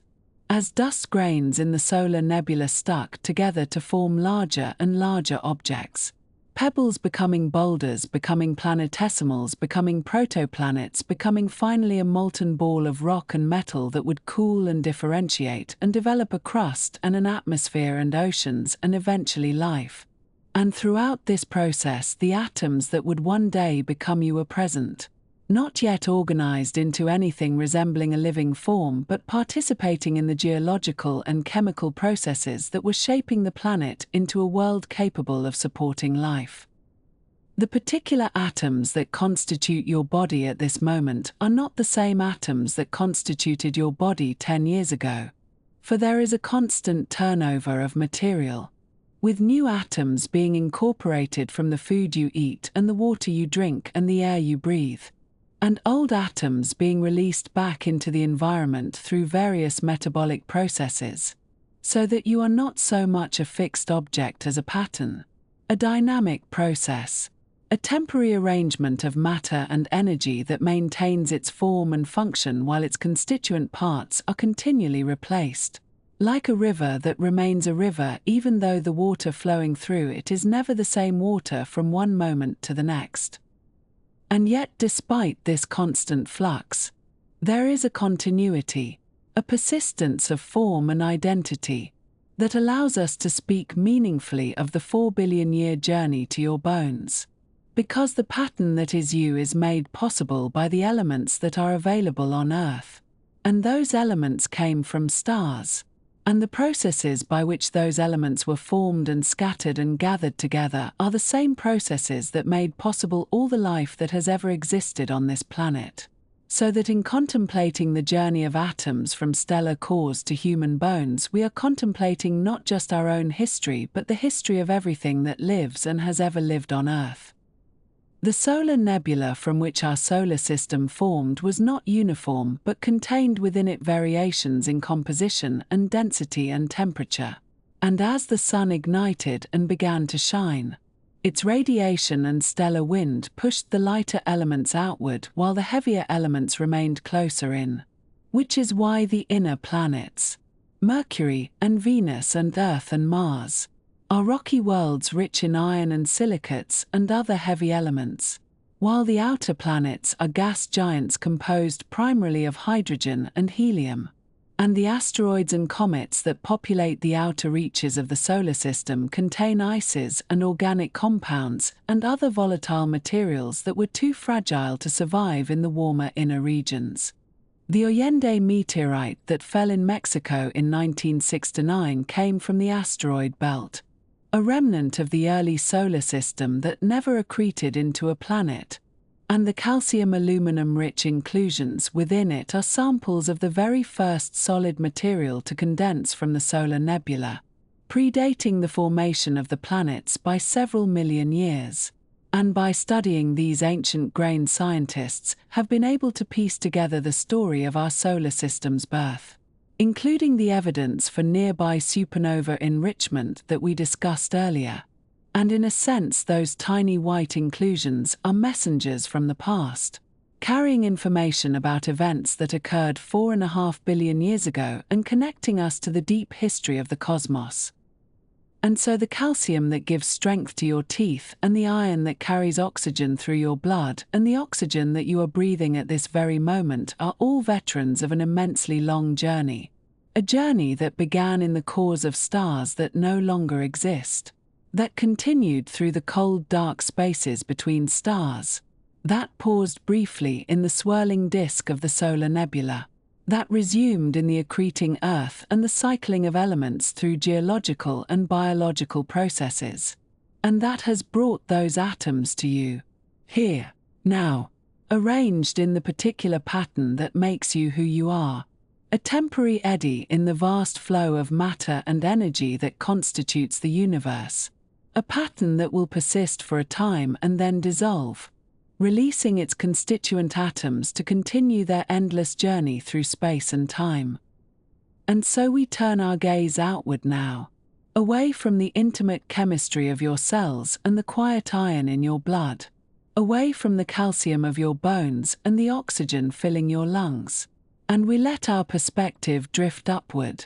slowly, gently, rising through the atmosphere of this small planet, past the thin blue line where the sky fades into the darkness of space, past the patient moon with its ancient dust, past the red deserts of Mars and the swirling storms of Jupiter, past the rings of Saturn and the ice giants tumbling in their distant orbits, out beyond the scattered rocks of the Kuiper Belt,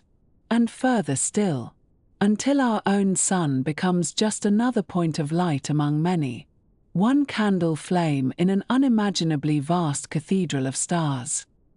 This galaxy we call home, the Milky Way, contains within its slowly turning spiral arms approximately 400 billion stars, give or take 100 billion, which is itself a number so large that it resists any meaningful comprehension, and so we might simply let it wash over us like a gentle wave, understanding only that it represents more stars than any human could ever count in a lifetime,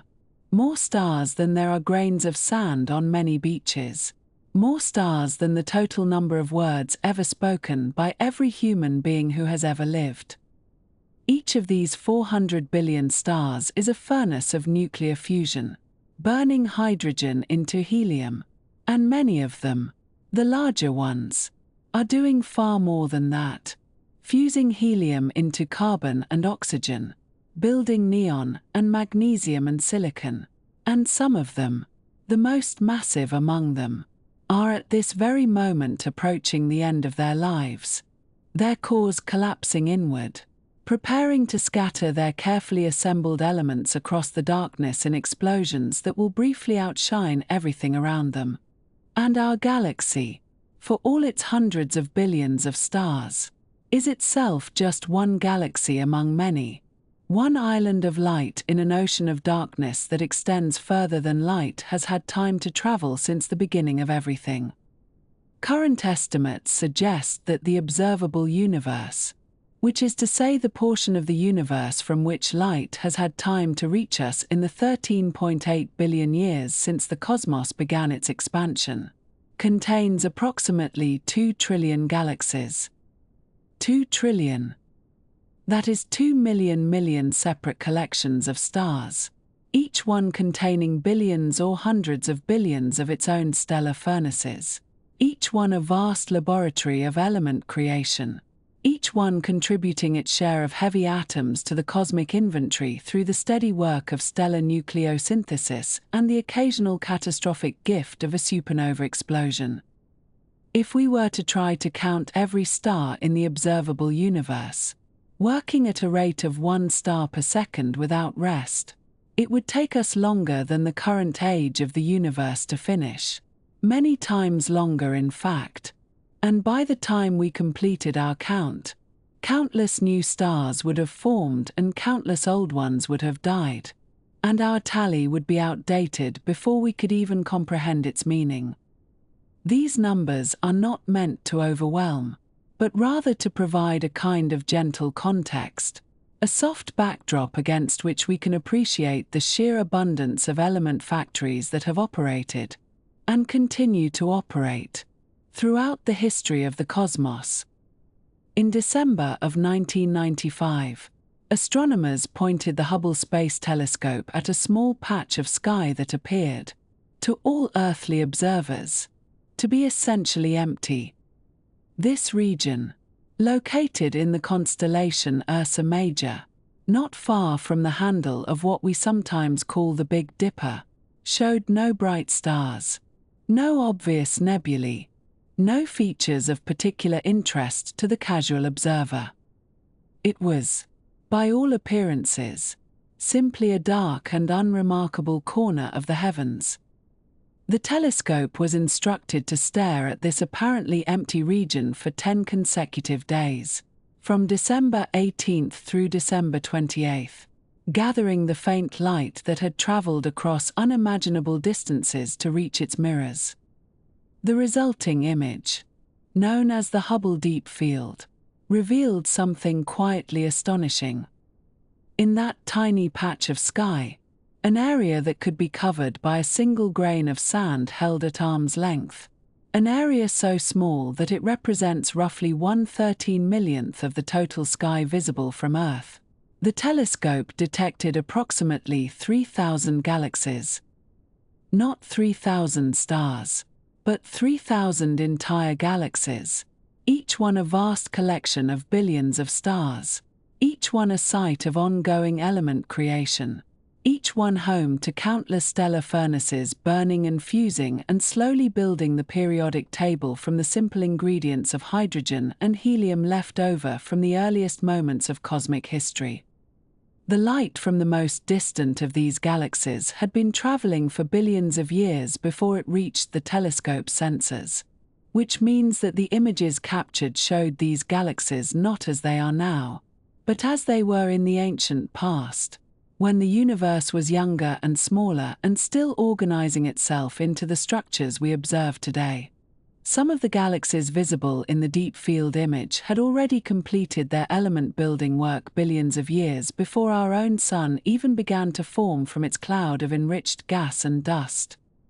And what the Hubble Deep Field revealed in that one small patch of sky can be extrapolated across the entire heavens, suggesting that no matter where we point our telescopes, no matter how empty a region might appear to the naked eye, we will find galaxies upon galaxies receding into the distance, each one contributing to the great cosmic project of assembling heavy elements from light ones, each one seeding the universe with the raw materials that will eventually become planets and moons and, in some small fraction of cases, living things capable of wondering about their own origins. In 2022, the James Webb Space Telescope, with its infrared instruments capable of peering even deeper into the cosmos than its predecessor, began sending back observations that surprised many astronomers with their implications. The telescope detected ancient galaxies, forming in the early universe far sooner after the beginning than many models had predicted, and these early galaxies appeared to be producing heavy elements at rates that suggested the universe wasted no time in beginning its element-building work. Within a few 100 million years of the initial expansion, massive stars were already completing their life cycles, already fusing lighter elements into heavier ones, already exploding as supernovae and enriching the surrounding gas with the products of their nuclear labor. The cosmic assembly line, it seems, began operations almost immediately after the raw materials became available. This means that the heavy elements we find in our own bodies, the iron and calcium and phosphorus and all the others, may trace their origins not just to stars that died before our Sun was born, but to chains of stellar generations extending back across nearly the entire history of the universe, each generation inheriting the elements produced by the previous one, adding its own contributions, and passing the enriched material on to the next. We are the beneficiaries of countless such inheritance events, recipients of an atomic fortune accumulated over billions of years by stars we will never see and whose names we will never know. Somewhere in the universe, at this very moment, as you listen to these words and feel the gentle rhythm of your own breathing, a massive star is collapsing in on itself, its core imploding under the weight of its own accumulated elements, its outer layers being blasted outward in a supernova explosion that briefly releases more energy than our Sun will produce in its entire 10 billion year lifetime. Current observations suggest that such explosions occur throughout the observable universe at a rate of approximately 30 per second, which means that in the time it has taken you to hear this sentence, Perhaps another supernova has detonated somewhere in the cosmos, scattering its newly forged elements into the surrounding space, contributing its share to the universal inventory of heavy atoms. 30 supernovae per second across the observable universe means that the process of cosmic element distribution is not some rare and exotic event, but an ongoing and essentially continuous phenomenon. A steady rain of heavy elements falling through space and time, seeding gas clouds, enriching future star-forming regions, and ensuring that each successive generation of stars and planets has access to a slightly richer mixture of elements than the generation before. The universe is not static in its chemical composition, but is slowly, steadily, patiently becoming more complex, more element-rich, more capable of producing the intricate structures that eventually gave rise to worlds like ours. And now, as you breathe in slowly and let yourself settle more deeply into whatever comfortable position you have found, consider that the air filling your lungs contains atoms that have participated in this cosmic story. The oxygen molecules now crossing from your lungs into your bloodstream were forged in the cores of stars that exhausted their hydrogen fuel and began fusing helium, building carbon first and then adding another helium nucleus to produce oxygen. And those atoms have been wandering the galaxy ever since, carried on stellar winds, scattered by supernova explosions, drifting through molecular clouds, eventually finding their way into the gas and dust that collapsed to form our solar system 4.5 billion years ago. Every breath you take connects you to this ancient history. Every inhalation is a small reunion with atoms that have traveled further and longer than any human journey could ever hope to match. The iron now circulating in your blood, carried by hemoglobin molecules through the branching pathways of your arteries and veins,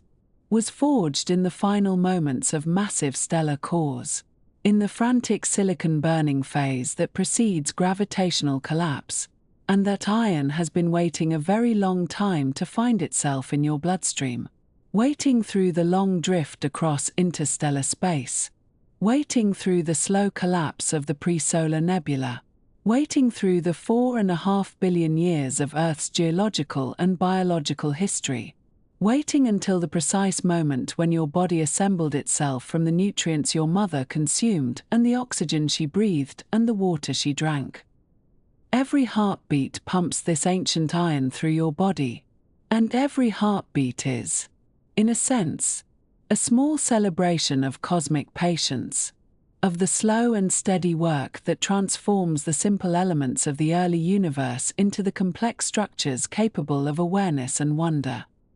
You are, in the most literal and scientifically accurate sense, the universe experiencing itself. You are not separate from the cosmos, observing it from some privileged outside position,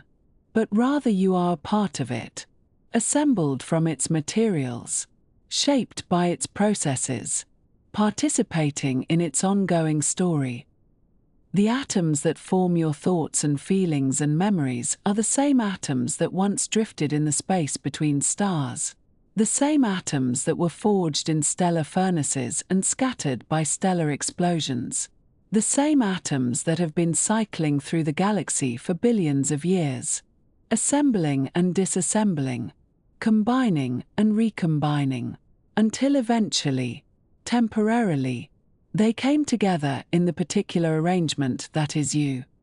13.8 billion years of cosmic patience have brought these atoms to this moment, have assembled them into a form capable of wondering about its own origins, have given them the extraordinary opportunity to contemplate the very processes that created them. There is something quietly remarkable about this, something gently astonishing, though we need not dwell on the astonishment, but simply let it settle over us like a soft blanket, a comfortable recognition of our place in a very old and very large story. And the stars visible tonight, should you find yourself outside gazing upward before sleep claims you, are continuing this ancient work even as you watch them.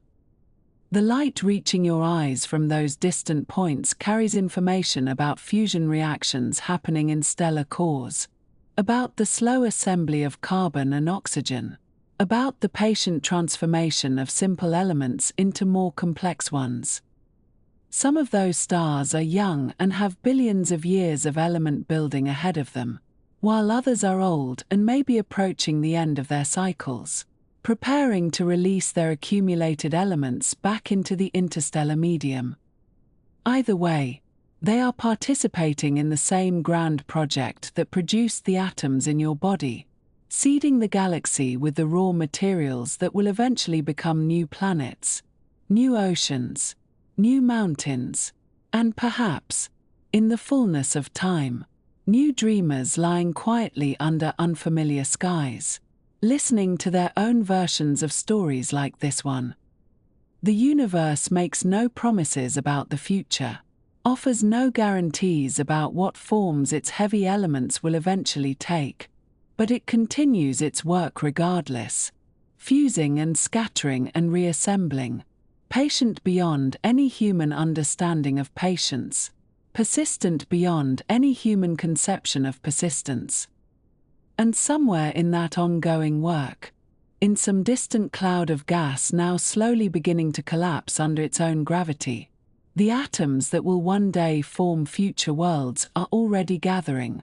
already beginning their long journey toward configurations we cannot predict and outcomes we will never witness. For now, it is enough to rest here,